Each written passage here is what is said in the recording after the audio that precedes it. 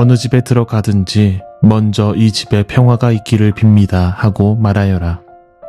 거기에 평화를 바라는 사람이 있으면 너희가 비는 평화가 그 사람에게 내릴 것이요.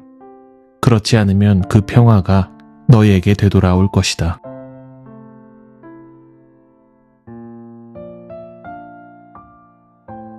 누가복음서 10장 5절과 6절 말씀입니다.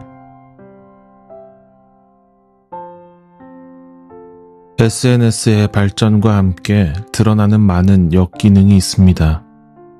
많은 조회수를 올리기 위해서, 많은 시청 시간을 유지하기 위해서 점점 더 자극적인 정보와 거짓 정보들이 생겨납니다.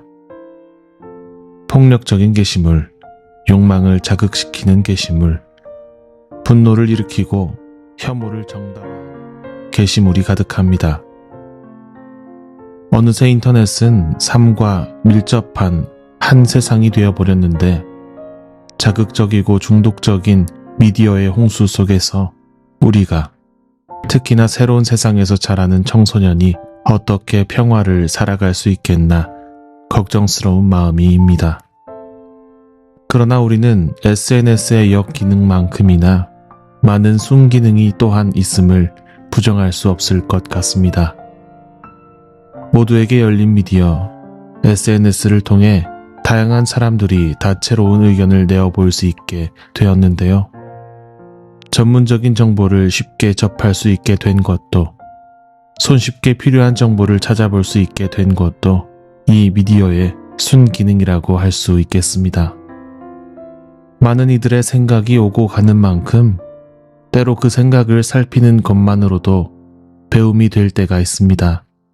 다양한 사고방식과 삶으로 생긴 통찰에 대한 배움입니다.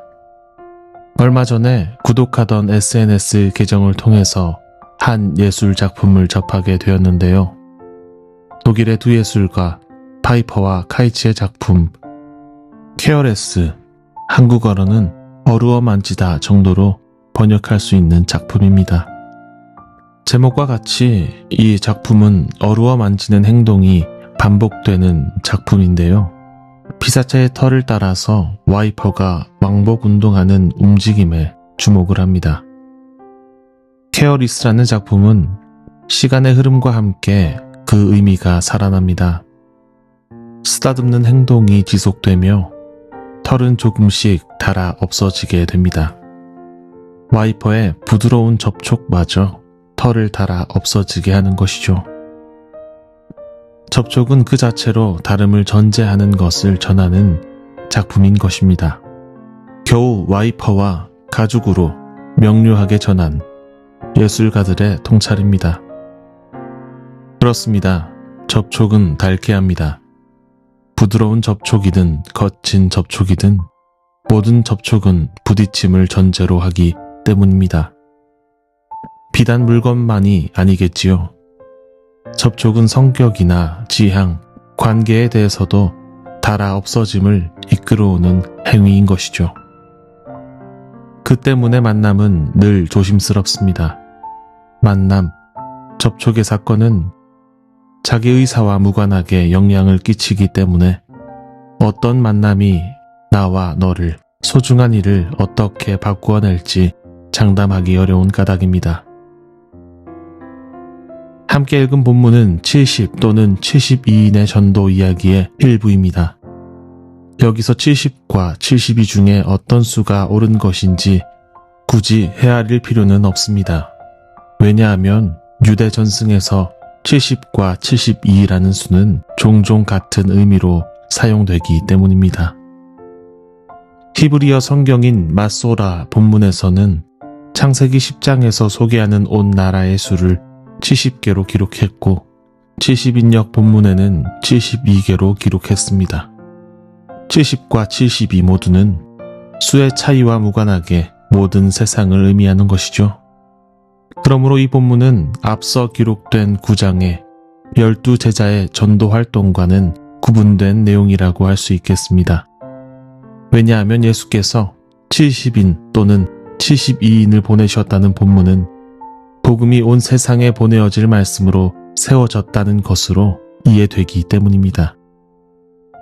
더군다나 누가가 기록한 또 하나의 성경, 사도행전을 염두에 둘 때 본문은 후대 교회의 선교 활동을 예표하는 이야기로 이해하는 것이 옳겠습니다. 예수께서 사시던 당대에 한정된 이야기가 아닌 우리가 그리스도인으로서 어떻게 삶을 살고 타자를 대해야 하는지 가르치는 본문인 것입니다. 그러므로 예수께서 사람들을 보내며 하신 그 말씀은 또한 우리를 향한 직접적인 말씀이라고 이해할 수 있겠습니다. 3절 말씀입니다. 내가 너희를 보내는 것이 양을 이리 가운데로 보내는 것과 같다. 전도자는 만나기 위해서 가는 사람들이죠. 그러나 예수께서는 전도자들을 보내는 것이 꼭 양을 이리 가운데로 보내는 것과 같다고 말씀하시는데요. 우리는 사람들을 보내는 예수의 명령에 3살 아이를 물가에 보내는 듯한 근심이 어려 있다는 것을 알 수 있겠습니다. 전도자가 세상과 접촉될 때 전도자가 어떤 모양으로 닳게 되는지 우리는 그의 초조함을 통해서 충분히 상상할 수 있을 것 같습니다. 4절의 하반절, 길에서 아무에게도 인사하지 말라는 예수의 말씀도 긴급하게 전해져야 할 복음을 의미하는 동시에 그리스도인에게 적대적인 세상을 드러내는 본문으로도 이해할 수 있겠습니다. 그렇다면 성경은 세상이 악하다고만 이해하는 것일까요? 아니요, 성경은 세상을 그렇게 편협하고 양분하여 그리지는 않습니다.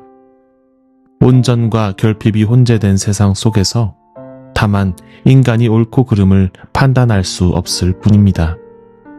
판단하지 못하고 이것저것 부딪히는 동안에 우리는 부서져 갑니다.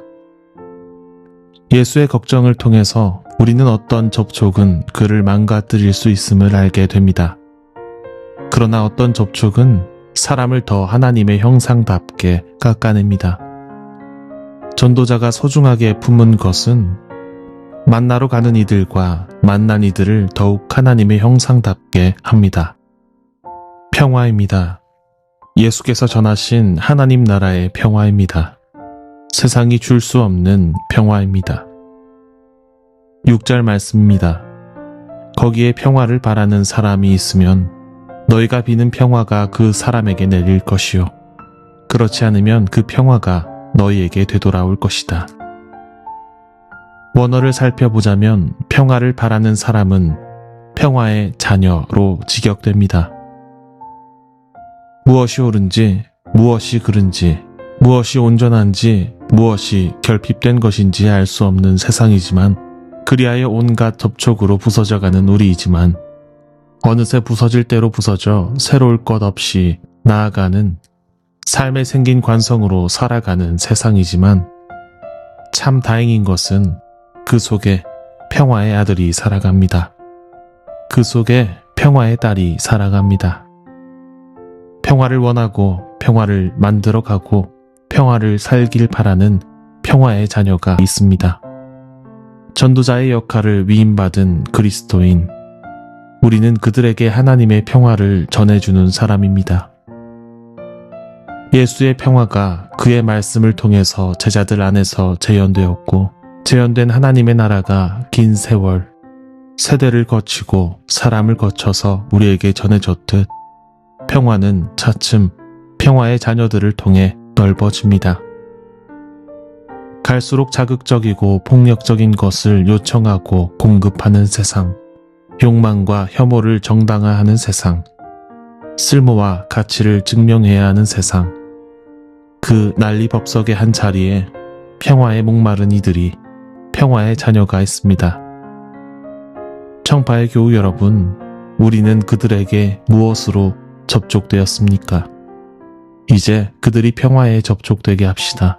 세상은 그들을 그리고 우리를 모나게 갉아낼지라도 예수의 평화에 달아서 하나님의 형상으로 드러나게 합시다. 평화의 말로, 평화의 행동으로, 평화의 사람으로 평화의 자녀들을 일으키는 저와 여러분이 되길 소망합니다.